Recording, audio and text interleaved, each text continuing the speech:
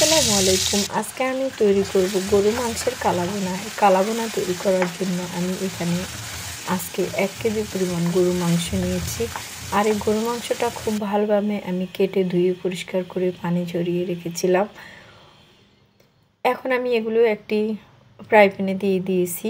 এরকম করে আমি কেটে নিয়েছি। দিয়ে দিয়েছি কিউব করে কেটে পেঁয়াজ, একটু লং, এলাচি, দারচিনি, গরম মশলাগুলো গোটা দিয়ে দিয়েছি। দিয়ে দিয়েছি আদা বাটা, রসুন বাটা, দিয়ে দিয়েছি পেঁয়াজ, টমেটো, কাঁচামরিচ পেস্ট করে, সয়া সস।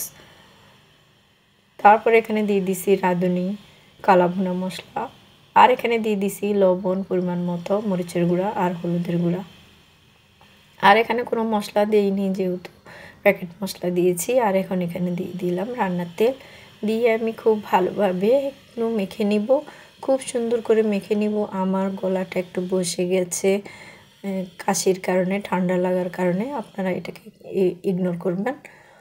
তো আমার সবগুলো সুন্দরভাবে মাখা হয়ে গেছে। এখন আমি এটাকে ঢাকনা দিয়ে বসিয়ে দিব চুলায়।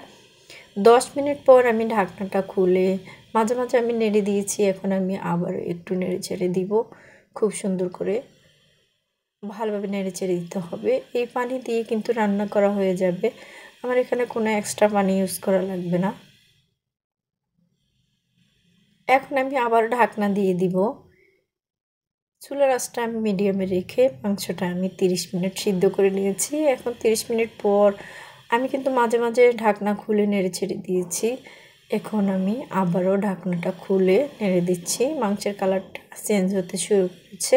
আবার আমি এটাকে ঢাকনা দিয়ে দিব। 10 মিনিট পর আমি ঢাকনাটা খুলে আবারও একটু নেড়ে ছেড়ে দিব। মাংসের কালার খুব ভালোভাবে পরিবর্তন হয়ে গেছে। এখন উপরে তেল ভেসে উঠছে, মাংস অনেকটাই সিদ্ধ হয়ে গেছে। আরও একটু নেড়ে ছেড়ে আমি সিদ্ধ করে নিব, পানিটা শুকিয়ে নিব। খুব ভালোভাবে আমি জাল করে পানিটা শুকিয়ে নিব। এখন আমি দিয়ে দিব উপরে থেকে যে কালাবোনার মশলার প্যাকেটে যে ছোট প্যাকেটটা থাকে, ওখান থেকে কিছুটা মশলা আমি দিয়ে দিয়েছি, পুরোটা দেইনি। এটা দিলে খেতে কিন্তু ভীষণ মজার হয়। তো মাশাআল্লাহ আমার মাংসের কালারটা অনেক সুন্দর আসছে। এখন আমি আবারও একটু নেড়ে ছেড়ে পানি শুকিয়ে নিব। এই পর্যায়ে আমি এখন বাগার দিয়ে দিব। একটি প্যান বসিয়ে এখানে দিয়ে দিয়েছি পরিমাণ মতো সরিষার তেল। দিয়ে দিব এখন এখানে পেঁয়াজ কুচি, আর পেঁয়াজগুলোকে আমি এখন বেরেস্তা করে নিব।